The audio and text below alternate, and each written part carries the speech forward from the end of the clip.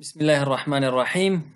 درنو لیدونکو، زده کوونکو، د عربي ژبې د زده کړې مینوالو، تاسو ته ښه راغلاست وایم.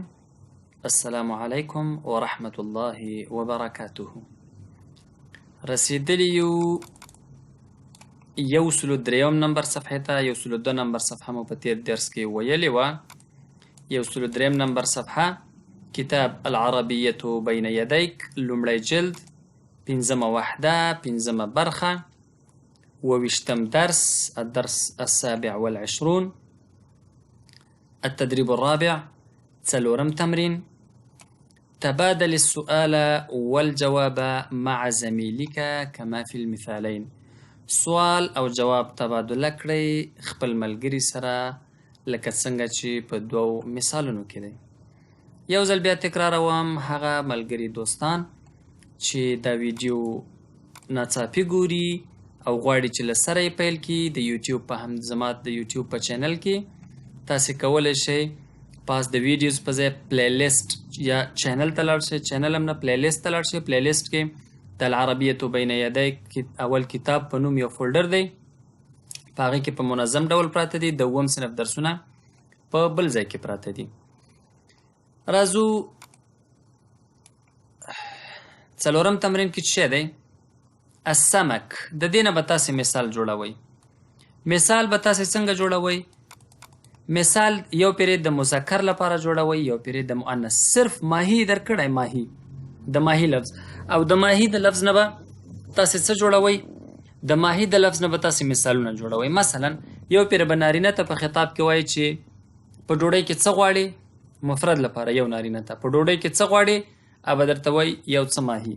بیا به ښځینه نه پوښتنه کوي په ډوډۍ کې څه غواړې، څه مطلب څه آرډر کوي که نه، او څه غواړې، به درته وایي چې ماهی. یو پیرې نارینه لپاره، یو پیره ښځینه لپاره.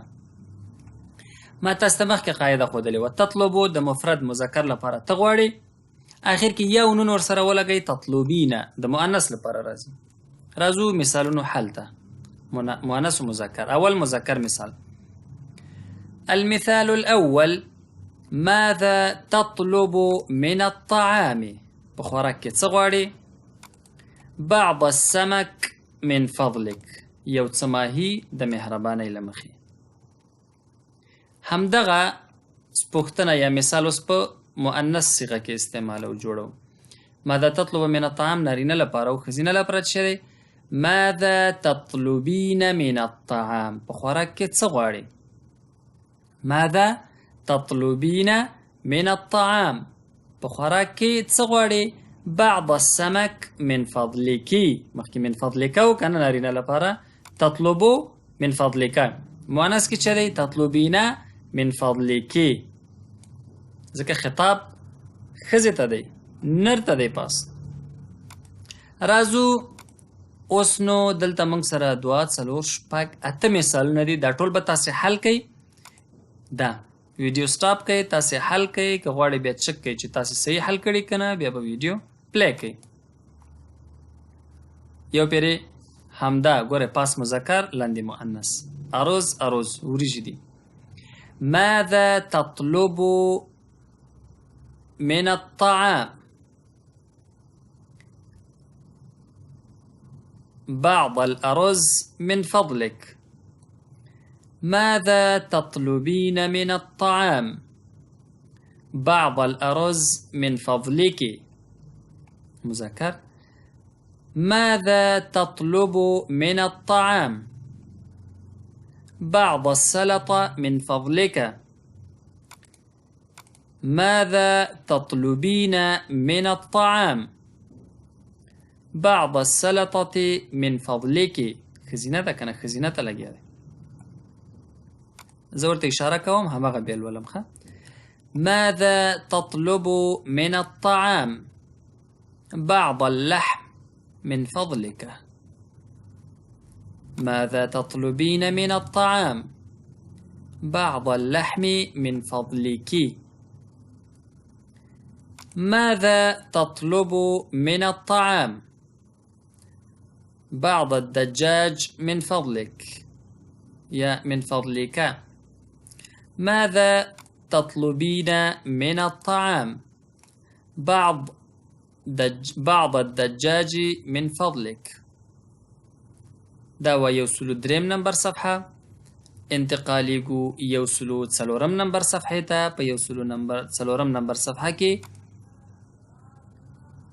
ملخص التراکیب جوړښتونه دي.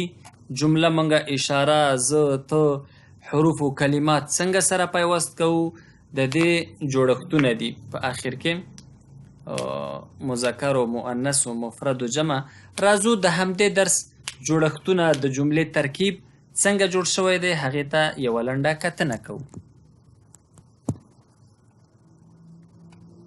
ما مخکې ویلي و چې دې ته جدول وایو. الجدول الاول لومړی جدول دی. دې کې څه دی؟ آکل اللحم غوښه خورم. آکل السمکه ماهی خورم. آکل الدجاج چرګوړی خورم. چرګ خورم. چرګه خورم. آکل السلطه سلاطه خورم. سلاد خورم. آکل الارز وریجې خورم. کله چې زه ځان لپاره یعنی متکلم چې کله خبرې کوي خپله چې څوک خبرې کوي د ځان لپاره که زه مؤنث یم همدغه صیغه استعمالوم، که مذکر یم همدغه صیغه استعمالوم. البته باید مفرد وي. که موږ یو بیا نأکلو وایو، خو که یو یم بیا وایم آکلو. انشاءالله په دې به پوه شوي یاست. انتقالیږو دویم جدول ته. یأکلو خوري. الطعام خوراک. یأکل الطعام خوراک کوي. خوري موږ پښتو کې وایو ډوډۍ خوري که نه. موږ ډوډۍ صرف هغه وچې ډوډۍ ته نه وایو. غرمه کې کیدای شي وریجې وي موږ سره، لوبیا وي، چرګ وي، غوښه وي، کړایي وي. نو موږ څه وایو؟ ډوډۍ خورم. د دې مطلب دا نه دی چې وچه ډوډۍ خورم، یعنې دې میل ته موږ ډوډۍ وایو. یأکل الطعام ډوډۍ خوري. یشرب الحلیب شوده سکي. اشاره هغه ته ده که نه. هغه که چېرته هغه ښځینه وایي بیا به مو څه ویلی؟ تشرب الحلیب، یعنی هغه شوده سکي، هغه ښځه. یشرب الحلیب هغه شوده سکي. پښتو کې موږ داسې نه وایو چې هغه شوده سکي. شوده سکي خپله پوهېږو چې هغه. یکنس الغرفة کوټه جارو کوي. یغسل الملابس جامې مینځي.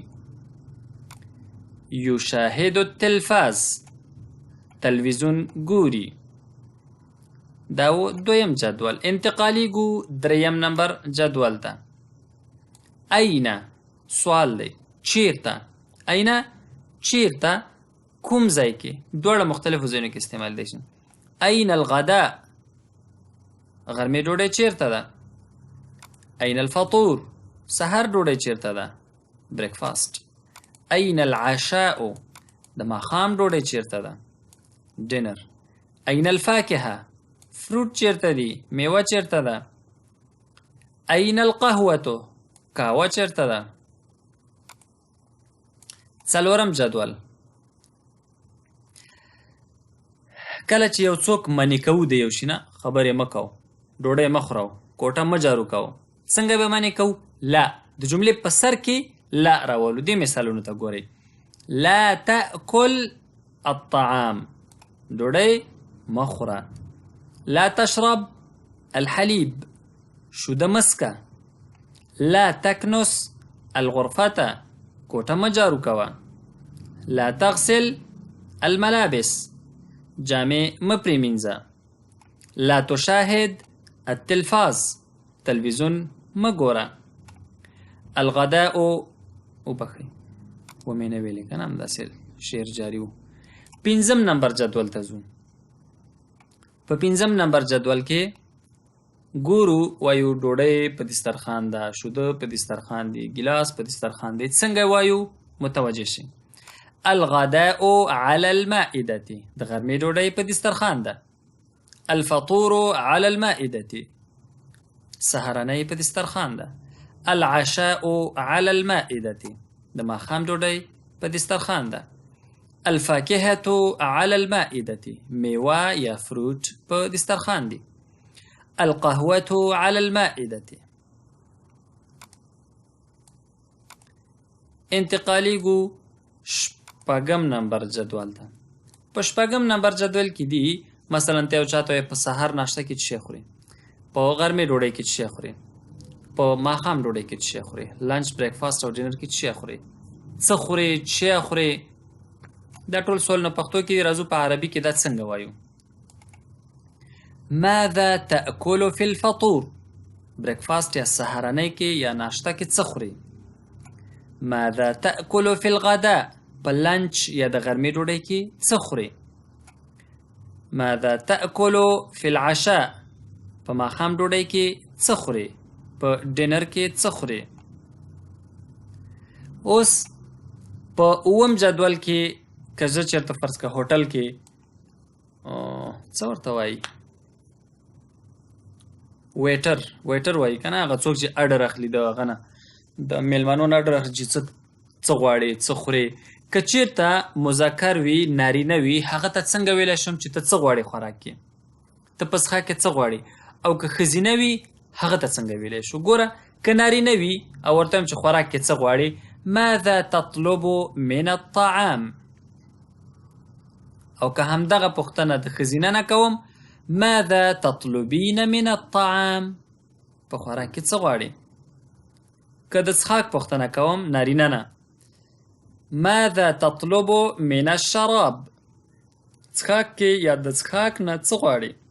که د ښځې نه پوښتنه کوم، ماذا تطلبین من الشراب، په څښاک کې څه غواړې، د څښاک نه څه غواړې. ماذا تطلب من الفاکهه، په فروټ کې څه غواړې. ماذا تطلبین من الفاکهه. ماذا تطلب من الاثاث، فرنیچر چې ورته وایو که نه، د کور سامان الات، کوچو، توشکو، دا شیانو، میز و الماری. ماذا تطلب من الاثاث. خو که مؤنث یا د ښځې نه پوښتنه کوو، ماذا تطلبین من الاثاث. اوس د دې جواب څنګه ورکوو؟ ګوره جواب په مقابل لور کې که موږ ته ښځینه وي، البته که نارینه وي صرف دا دی من فضلک وایو، او که ښځینه وي من فضلکې، ځکه خطاب دی که نه، صرف خطاب کې نور چای او ډوډۍ خو فرق نه کوي که نه، چای خو نه مذکر کېږي مؤنث کېږي، خطاب مؤنث کېږي. که مذکر وي بعض السمک من فضلک، که مؤنث وي بعض السمک من فضلکی. خو دا ټول د مذکر صیغه ده، موږ به هم د نارینه لپاره دا صیغه استعمال کو. بعض السمك من فضلك، بعض الارز من فضلك، یو څه اندازه وریجې د مهربانۍ له مخې. بعض السلطة من فضلك، یو څه سلاطه د مهربانۍ له مخې.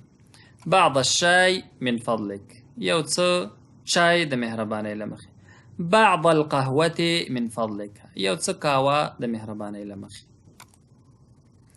دا 104 نمبر صفحه وګورو چې دا بله صفحه کې څه دي. کار ډیر دی، دا به بلې ورځې ته پرېږدو.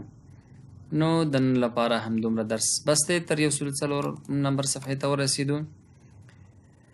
نور درس په بله ورځ ووایو. نکتفي بهذا القدر من الدرس ليومنا هذا، ونلتقي إن شاء الله في الدرس المقبل، وإلى اللقاء القادم. أستودعكم الله، والسلام عليكم ورحمة الله وبركاته.